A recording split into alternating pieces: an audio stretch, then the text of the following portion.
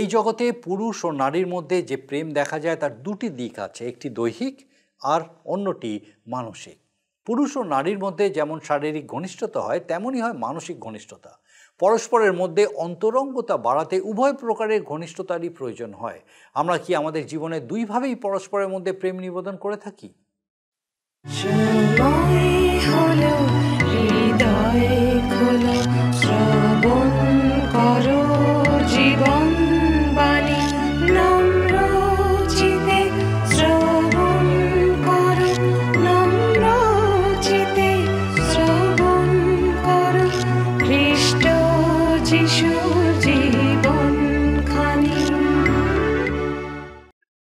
নমস্কার, জীবনবাণী অনুষ্ঠানে আপনাকে স্বাগত জানাই।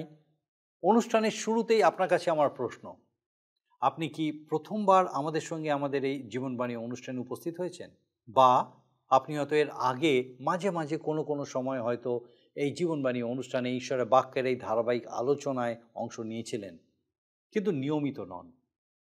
আমার প্রশ্ন আপনার কাছে, যে কোনো সময়ই আপনি এই অনুষ্ঠানের অংশ হয়েছিলেন, ঈশ্বরের বাক্যের এই ধারাবাহিক আলোচনায় কি কোনোভাবে আপনার সঙ্গে কথা বলেছে? কোনো নতুন বিষয় কি আপনি শিখতে পেরেছেন? ঈশ্বরের বাক্যের এই ধারাবাহিক আলোচনা কি আপনাকে ঈশ্বরের আরও কাছে আসার সুযোগ করে দিয়েছে? যদি হয়ে থাকে এইরকম কিছু, অবশ্যই আমাদেরকে জানান। আমরা খুব খুশি হব যদি আপনি আমাদের সঙ্গে আপনার এই সত্য শেয়ার করেন। একই সঙ্গে আপনার প্রার্থনার বিষয়সমূহ আমাদেরকে জানাতে পারেন। আমরা আপনার জন্য নিয়মিত প্রার্থনা করব। আমরা বিশ্বাস করি আমাদের ঈশ্বর আমাদের প্রার্থনা শোনেন এবং তার উত্তর দিয়ে থাকেন। আসুন আজকে আমাদের অনুষ্ঠানের শুরুতেই একটা গানের মধ্যে দিয়ে আমরা ঈশ্বরের গৌরব করি।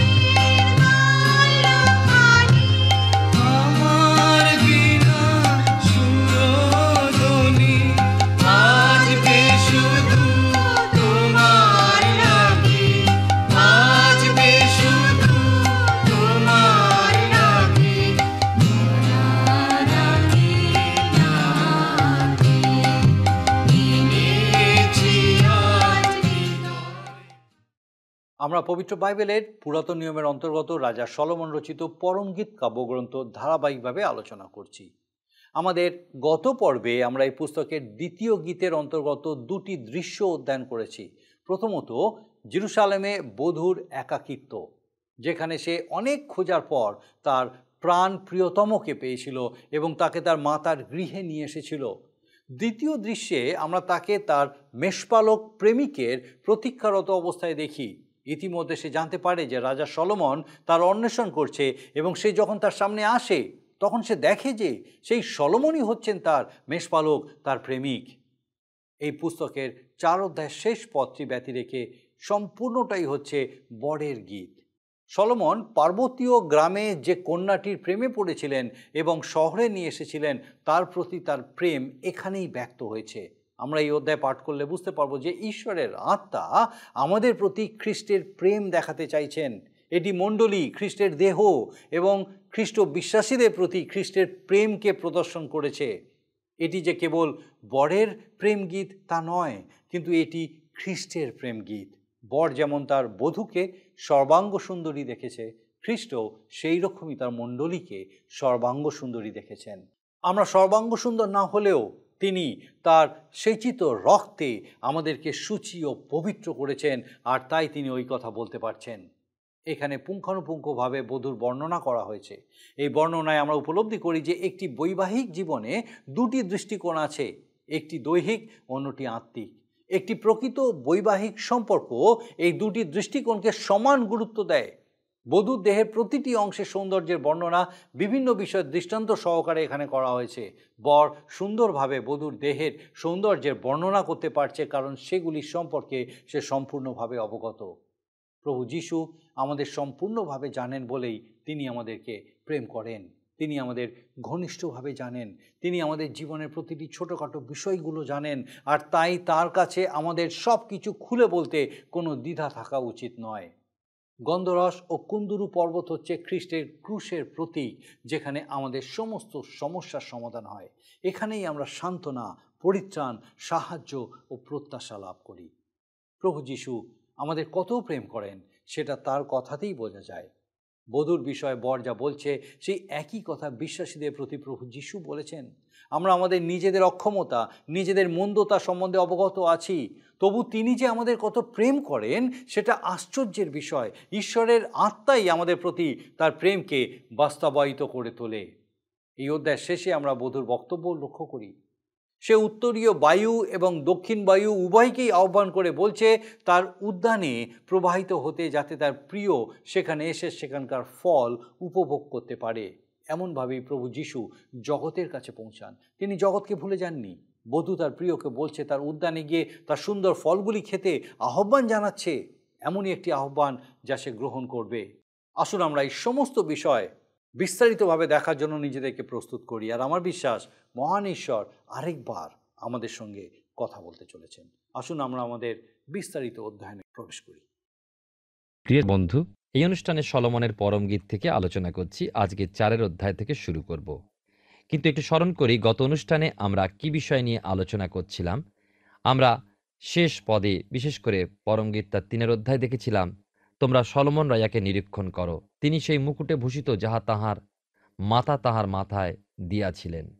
প্রথম রাজাবলী 1 অধ্যায়ে আমরা পাই যে দাউদ রাজার সলোমনকে রাজা হিসাবে নির্বাচিত করার বিশেষ ইচ্ছা ছিল না, কেননা অবশালোম মারা গিয়েছিলেন আর অদনীয় রাজা হওয়ার প্রস্তুতি নিচ্ছেন। তথাপি রাজা দাউদ অদনীয়কে রাজা হওয়ার প্রস্তুতি গ্রহণে কোনো নিষেধ করেননি, কোনো কথা প্রসঙ্গ করেননি। কিন্তু ভাওবাদী নাথন সলোমনের কাছে এসে তার মাতা বৎসেবাকে পরামর্শ দিয়ে উৎসাহিত করেছিলেন এই ব্যাপারে যে রাজা যেন নিজ প্রতিশ্রুতি স্মরণপূর্বক কার্য করেন। আমরা দেখি রাজা দাউদ বৎসেবা এবং নাথন ভাওবাদীর পরামর্শ গ্রহণ করেছিলেন। তাহলে দেখা যায় সলোমন এইভাবে ইসরায়েলের রাজপদে অধিষ্ঠিত হয়েছিলেন। আমাদের আলোচ্য বিষয় পাই তাহার মাতা রাজমুকুট তাহার মাথায় দিয়াছিলেন। একথা সত্যি। সলোমনের মাতা সলোমনের রাজপদে অধিষ্ঠিত হওয়ার বিষয় বিশেষ উৎসাহিত হলেন। কিন্তু দাউদের পুত্র হওয়া সত্ত্বেও দাউদ সলোমনকে ইসরায়েলের নতুন রাজা হিসাবে মনোনীত করার জন্য বড় একটা উৎসাহিত ছিলেন না। সলোমন রাজাকে নিরীক্ষণ করো বলতে এখানে বিশেষভাবে খ্রিস্টের প্রতিচ্ছবি প্রকাশ পায়। নিরীক্ষণ করো অর্থাৎ খ্রিস্টের জন্মের মধ্যে খ্রিস্টকে নিরীক্ষণ করো, খ্রিস্টকে তাঁর সমগ্র জীবনে, খ্রিস্টকে নিরীক্ষণ করো তাঁর মৃত্যুতে, খ্রিস্টকে নিরীক্ষণ করো তাঁর পুনরুত্থানে, আরও নিরীক্ষণ করো তাকে আজকের দিনে তার মহিমামণ্ডিত অবস্থাতে। তাঁকেই নিরীক্ষণ করো যিনি তাঁর বধূকে গ্রহণ করতে পুনরায় আসছেন।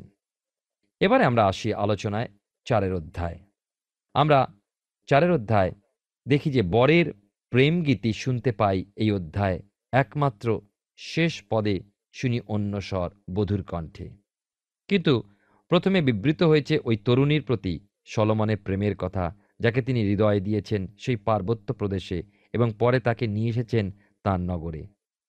আমার মনে হয় প্রথমবার তার ছিল পাদুকা, এখন তার আছে সুন্দর পরিচ্ছদ, এবং তিনি অর্থাৎ বধূ এখন সলোমনের মেজের অংশী। কত বড় অধিকারের অংশী হয়ে বধূ আজ উল্লাসিতা তার সৌভাগ্যে।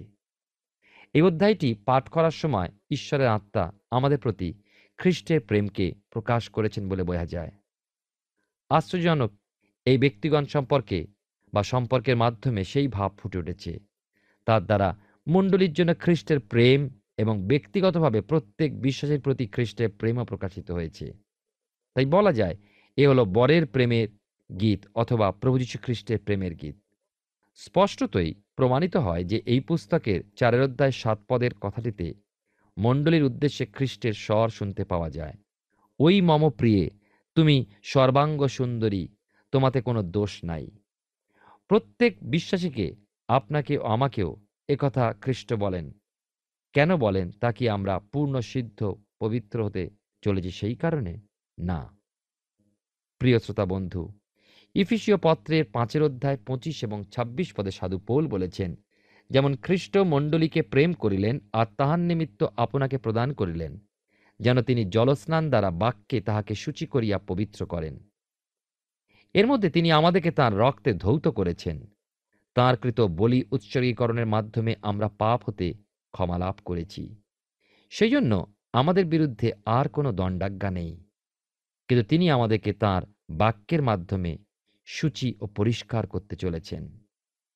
ইফিসীয় পত্রের 5 অধ্যায় 27 পদে দেখুন, শুচি করিয়া পবিত্র করেন, যেন আপনি আপনার কাছে মণ্ডলীকে প্রতাপান্বিত অবস্থায় উপস্থিত করেন, যেন তাহার কলঙ্ক বা সংকোচ বা এই প্রকার আর কোনো কিছু না থাকে, বরং সে যেন পবিত্র ও অনিন্দনীয় হয়। খ্রিস্ট এমন একজন যিনি মণ্ডলীকে নির্দোষ নিষ্কলঙ্কভাবে গড়তে পারেন, আর তিনি তা করবেন আমরা যখন খ্রিস্টেতে দৃষ্ট হব। বর্তমান যুগে প্রভু মণ্ডলীর প্রতি দেখছেন আর বলছেন, ওই মম প্রিয়ে, তুমি সর্বাঙ্গ সুন্দরী, তোমাতে কোনো দোষ নাই। কেননা তিনি প্রত্যেকের মধ্যে কলঙ্ক দোষ দেখতে পেয়েছিলেন এবং সেই সকল দূর করেছেন প্রত্যেকটি বিশ্বাসীর মধ্যে থেকেও। পরমগীত তার 4 অধ্যায় 1 পদে লেখা আছে এখানে, ওই মম প্রিয়ে, দেখো তুমি সুন্দরী, দেখো তুমি সুন্দরী, ঘোমটার মধ্যে তোমার নয়নযুগল কপতের ন্যায়, তোমার কেশপাশ এমন ছাগপালের ন্যায় যাহারা গিলিয়ত পর্বতের পার্শ্বে শুইয়া থাকে। 1 পদে দেখি যে কিছু সময় এখানে তরুণী বধূর দেহের সৌন্দর্য বর্ণিত হয়েছে। বিবাহের দুটি চূড়ান্ত দৃষ্টিভঙ্গি এখানে আমরা দেখতে পাই। একটার গুরুত্ব কামনায়, অপরটা উচ্চমানের পবিত্র অবস্থার মধ্যে বোঝা যায়। বিবাহের গুরুত্ব যখন দৈহিক কামনায় সীমিত, তা প্রেমের জান্তব রূপ, বা আমরা বলতে পারি যে তা জাগতিক দিক। অপরটি যা দৈহিক বা পার্থিব প্রেম অতিক্রম করে এক উচ্চ মানে গিয়ে পৌঁছায়, তা অপার্থিব আধ্যাত্মিক প্রেম। প্রকৃত বিবাহ এ দুটির মধ্যেই সীমিত। বর যখন বধূকে তার বাহুতে বেষ্টন করে, তা শারীরিক প্রেমে পূর্ণতা পায়। 4 অধ্যায় 2 এবং 3 পদে লেখা যে, তোমার দন্তশ্রেণী ছিন্নলোমা মেষির পালবৎ, যারা স্নান করিয়া উঠিয়া আসিয়াছে, যারা সকলে যমজ শাবক বিশিষ্টা, যাহাদের মধ্যে একটিও মৃত বৎসা নাই। তোমার ওষ্ঠাধর সিন্দুর বর্ণ সূত্রের ন্যায়, তোমার মুখ অতি মনোহর, তোমার ঘোমটার মধ্যে তোমার গণ্ডদেশ দাড়িম্ব খণ্ডের ন্যায়। বর কিভাবে বধূকে নিরীক্ষণ করছে, বধূর নয়নযুগল, কেশপাশ, দন্তশ্রেণী, ওষ্ঠাধর, মুখ ও ঘোমটার মধ্যে তার গলা, সমস্তই বরের দৃষ্টিতে প্রশংসনীয়, সমস্তই মনোহর, রমণীয়। বর তার বধূর দেহের সমস্ত স্থানের বর্ণনা সূক্ষ্মভাবে জানেন, তাই প্রেমও করেন। আমাদের আত্মিক জীবনে দেখি, আমাদের প্রভু যীশু আমাদেরকে বা বিশ্বাসী মণ্ডলীকে তথা প্রত্যেকটি খ্রিস্ট বিশ্বাসীকে শুধুই প্রেম করেন না, তার সমস্তই জানেন। সেই জন্য আমরা খ্রিস্টের কাছে উপস্থিত হয়ে আমাদের সমস্ত বিষয় বলতে পারি। কিছু ঢাকা বা চাপার প্রয়োজন নেই। আমাদের অন্তরকে খুলে দিতে পারি তাঁর সামনে। আমাদের অন্তরে বা আমাদের জীবনে যা কিছু রয়েছে, সমস্ত দুর্বলতা, সমস্ত পাপ, অপরাধ, ত্রুটি, বিচ্যুতি ও যাবতীয় বিষয় সম্পর্কে তাকে বলতে পারি। এ হলো প্রিয়ের সঙ্গে অন্তরঙ্গ ব্যবহার। প্রিয় বন্ধু, আপনার মধ্যে কি কোনো হীনমন্যতা রয়েছে? তাহলে সে বিষয়ে প্রভু যীশু খ্রিস্টকে বলুন। তিনি এমন একজন যিনি পারেন আপনার সেই বিষয়ে উত্তর দিতে। এক উচ্চ পদস্থ প্রসিদ্ধ মনস্তত্ত্ববিদ একবার প্রভুর এক ভক্তকে বলেছিলেন যে মানুষ হীনমন্যতা হতে মুক্তি লাভ করতে পারে। সমস্ত মনস্তত্ত্ববিদই এই হীনমন্যতার একজন হতে বা এক স্থান হতে অপর স্থানে স্থানান্তরিত করতে পারে। শুধুমাত্র একটা স্থান আছে যেখানে এর পূর্ণ সমাধান হওয়া সম্ভব, তা হল খ্রিস্টের ক্রুশ। এই জন্য মানুষের যাবতীয় জটিলতা সহ খ্রিস্টের কাছে আসা প্রয়োজন। প্রভুর এক ভক্ত বলেন, যতক্ষণ না আমরা প্রভুর নিকটবর্তী হই ততক্ষণ আমাদের অন্তর থাকে অস্থির, চঞ্চল, বিচলিত।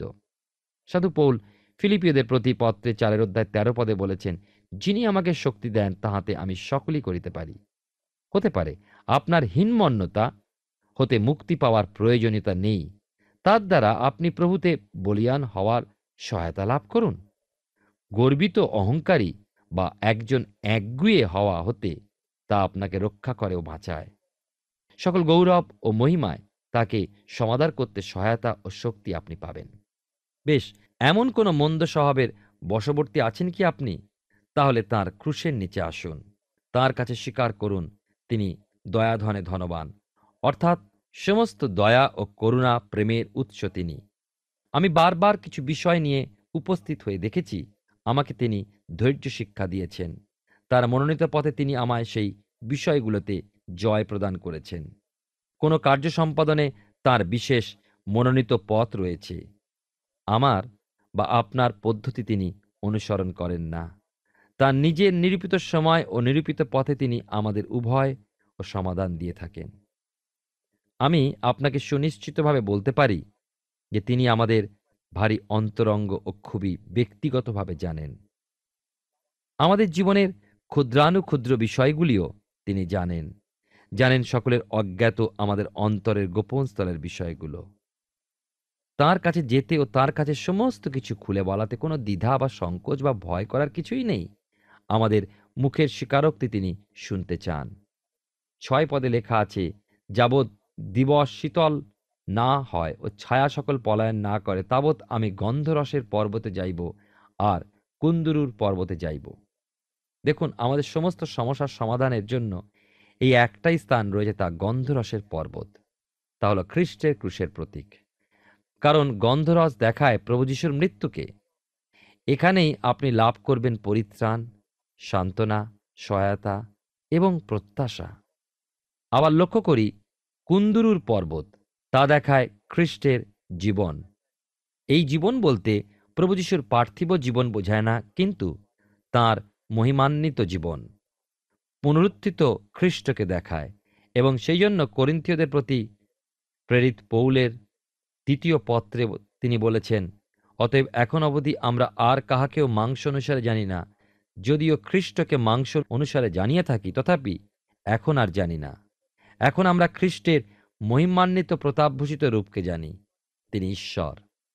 খ্রিস্ট যিশুকে জানার মধ্যেই রয়েছে সমস্যার সমাধান। ফিলিপিয়দের প্রতি পত্রে তার 2 অধ্যায় 5 পদে সাধু পৌলের কথা শুনি, খ্রিস্ট যিশুতে যে ভাব ছিল তাহা তোমাদিগেতেও হোক।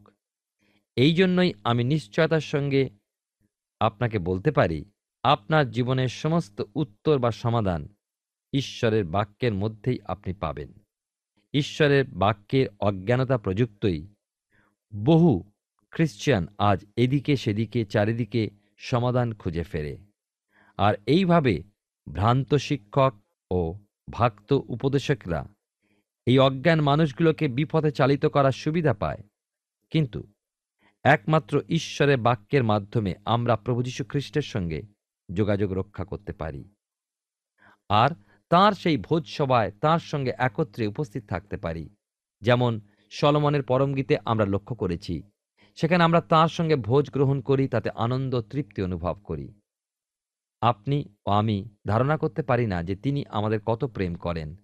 তাঁর প্রেমের গভীরতা, উচ্চতা, প্রশস্তি এবং প্রশান্তি উপলব্ধি করা যায় না। তার প্রেমের কথাগুলো শুনি পরবর্তী পদে 4 অধ্যায় পরমগীতে 9 এবং 10 পদে। তুমি আমার মন হরণ করিয়াছ ওই মম ভগিনী মম কান্তে। তুমি আমার মন হরণ করিয়াছ তোমার এক নয়ন কটাক্ষ দ্বারা, তোমার কণ্ঠের এক হার দ্বারা। তোমার প্রেম কেমন মনোরম ওই মম ভগিনী মম কান্তে।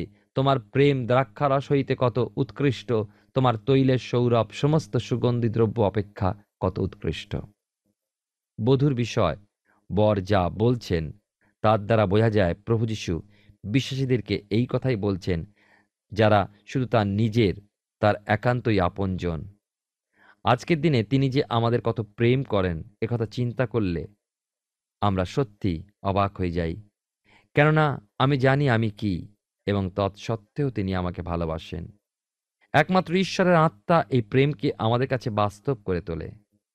আমি দেখেছি বিভিন্ন স্থানে, যেমন কারো গাড়িতে, কারো বাড়ির দরজায়, কারো বিভিন্ন বস্তু সামগ্রীতে প্রভুর উদ্দেশ্যে বা প্রভুর বাক্য বা শিক্ষামূলক আত্মিক বাক্য লাগানো থাকে, যিশু তোমায় ভালোবাসেন।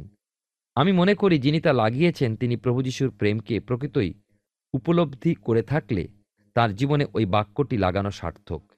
আপনি নিজে যদি উপলব্ধি করে থাকেন খ্রিস্টের প্রেমকে, তবেই আপনি অন্যের কাছে তার প্রকাশ দিতে পারেন। প্রিয় শ্রোতা বন্ধু, প্রিয় ভাই ও বোন, তিনি আপনাকেও প্রেম করেন। তার প্রেমে পড়ুন, তার প্রেমে অবস্থিতি করুন।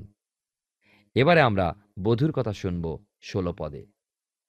হে উত্তরীয় বায়ু জাগো, হে দক্ষিণ বায়ু আইসো, আমার উপবনে বহ, উপবনের বিবিধ সুগন্ধি প্রবাহিত হোক। আমার প্রিয় আপন উদ্যানে আইসুন, আপন উপাদেয় ফল সকল ভোজন করুন। স্মরণ করুন তো কিভাবে প্রভু যীশু তাঁর শিষ্যদেরকে ওপরের কুঠরিতে শিক্ষা দিয়েছিলেন।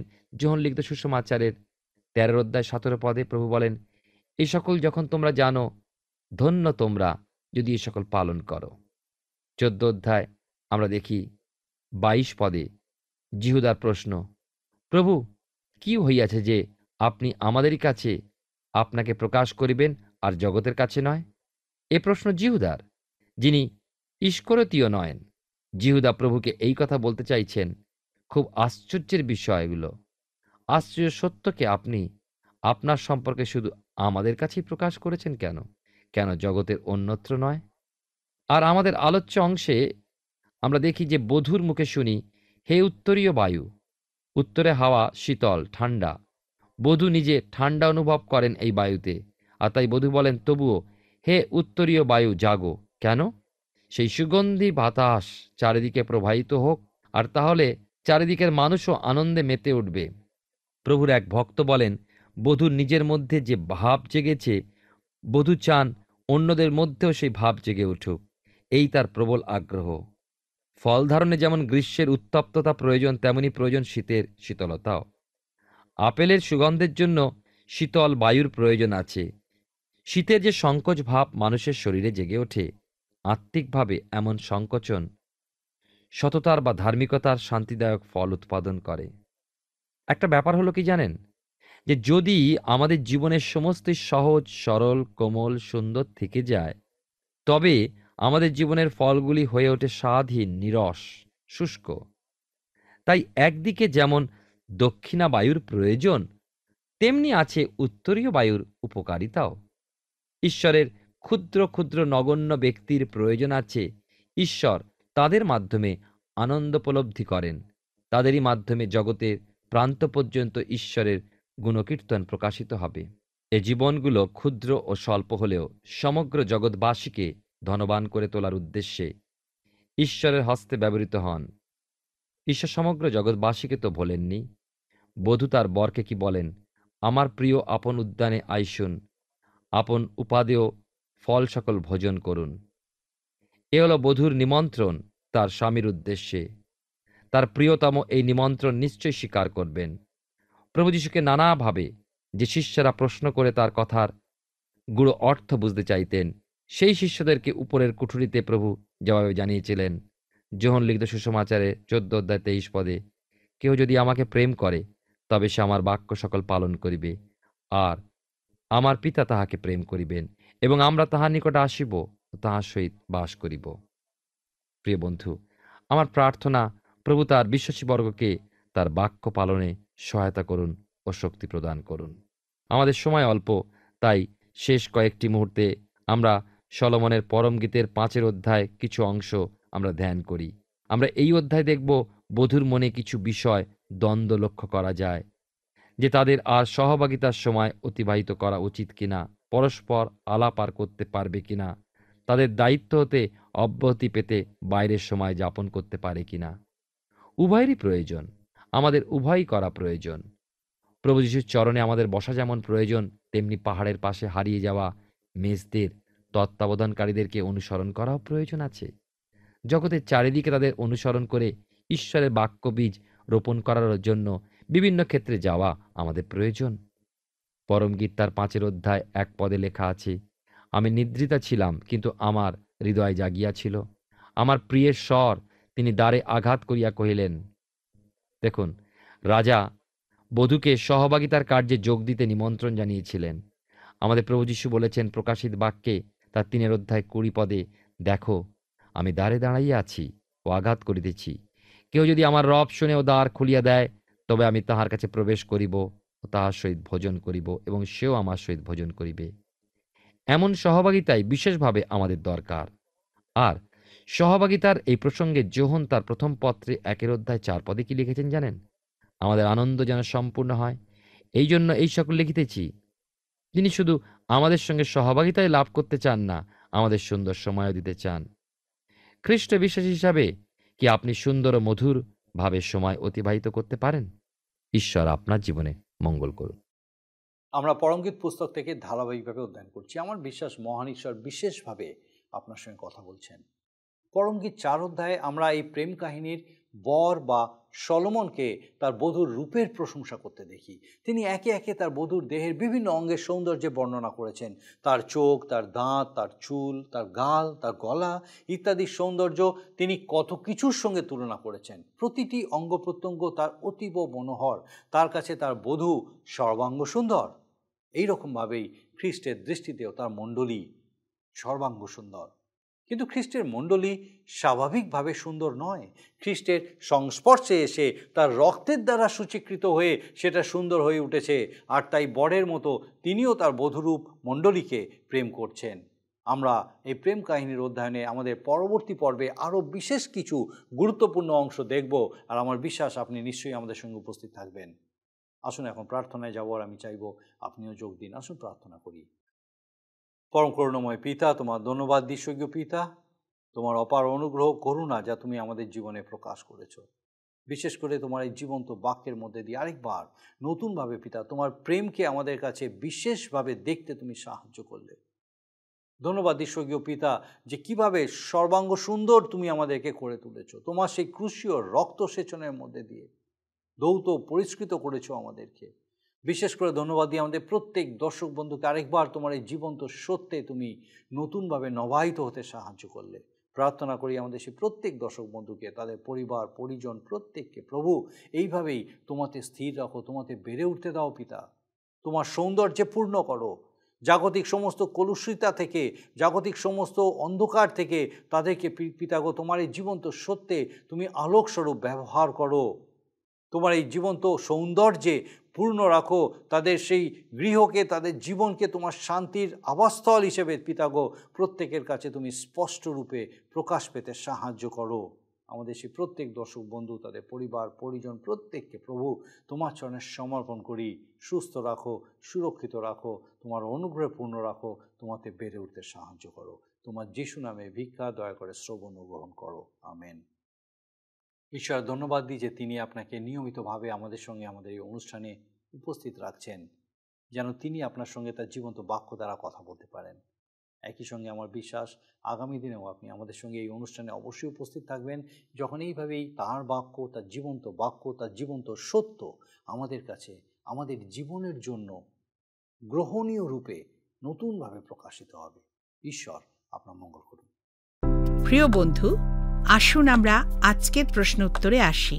গতকালের প্রশ্নের উত্তর অপশন বি, শোষণ পুষ্পবনে। আজকের প্রশ্ন, সলোমন রাজাকে কে মুকুটে ভূষিত করেছিলেন? অপশন এ মহাযাজক, বি ইসরায়েল জাতি, সি পিতা, ডি মাতা। প্রিয় বন্ধু, এই প্রশ্নের উত্তর আগামীকাল সন্ধ্যা 6টার মধ্যে option A B C D সহকারে আপনার নাম ও সম্পূর্ণ ঠিকানা সহ 9433497235 এই নম্বরে SMS বা হোয়াটসঅ্যাপে পাঠাবেন। যদি আপনার এই অনুষ্ঠান ভালো লেগে থাকে তাহলে এই নম্বরে একটি মিসড কল করুন, তাহলে আপনি পরের বারে বিজয়ী হতে পারেন।